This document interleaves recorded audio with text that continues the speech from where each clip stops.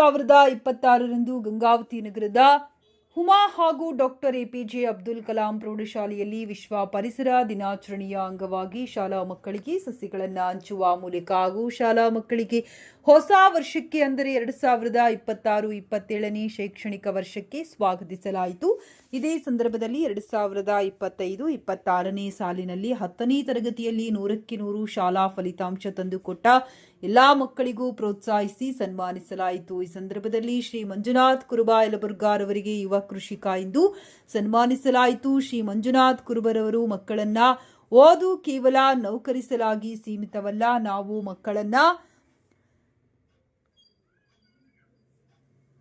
ಸ್ವಾವಲಂಬಿಯಾಗಿ ಎಂದು ಕರೆ ನೀಡಿದರು. ಶಾಲಾ ಮಕ್ಕಳಿಗೂ ಮುಂದಿನ ದಿನಗಳಲ್ಲಿ ಕೃಷಿಯನ್ನ ಆಯ್ಕೆ ಮಾಡಿಕೊಂಡು ಬ್ಯಾಕ್ ಟು ಭೂಮಿ ಟೈಟಲ್ನೊಂದಿಗೆ ಶಾಲೆಯ ಅಧ್ಯಕ್ಷರಾದ ಶ್ರೀಮತಿ ಶಾಹೀನ್ ಕೌಸರ್ ಅವರು ಮಕ್ಕಳಿಗೆ ಮುಂದಿನ ದಿನಗಳಲ್ಲಿ ಕೃಷಿಯನ್ನ ಆಯ್ಕೆ ಮಾಡಿ ದೇಶದ ಬೆನ್ನೆಲುಬಾಗಿರಿ ಹಾಗೂ ಪ್ರತಿಯೊಬ್ಬರೂ ನೌಕರಾಗಲು ಬಯಸಬೇಡಿ, ತಮ್ಮದೇ ಆಗಿರತಕ್ಕಂಥ ಕೆಲಸವನ್ನ ಆಯ್ಕೆ ಮಾಡಿ ಇನ್ನೊಬ್ಬರಿಗೆ ಕೆಲಸ ಕೊಡುವಂತರಾಗಿರಿ ಎನ್ನುವ ಕರೆಯನ್ನ ಕೊಡಲಾಯಿತು. ಈ ಸಂದರ್ಭದಲ್ಲಿ ಹುಮಾ ಸಂಸ್ಥೆಯ ಸಂಸ್ಥಾಪಕರು ಶ್ರೀಮತಿ ಖಾತೂನ್ ನಿಶಾ, ಸಂಸ್ಥೆಯ ಅಡ್ಮಿನಿಸ್ಟ್ರೇಟರ್ ಜುನೈದ್ ಅಖ್ತರ್, ಗೀತಾ ಚೌಧರಿ, ಶಿಕ್ಷಕಿಯರಾದ ಚಂದ್ರಿಕಾ, ವಿಮಲಾಕ್ಷಿ, ರೆಹಮತ್, ಸುನಿತಾ, ಫರ್ಜನಾ, ಅರ್ಷೀದ್, ಕಾವ್ಯ, ಸವಿತಾ, ಗೌಸಿಯಾ, ರೋಟರಿ ಮಹಿಳಾ ಕ್ಲಬ್ ಪದಾಧಿಕಾರಿಗಳು ಇನ್ನಿತರರು ಉಪಸ್ಥಿತರಿದ್ದರು.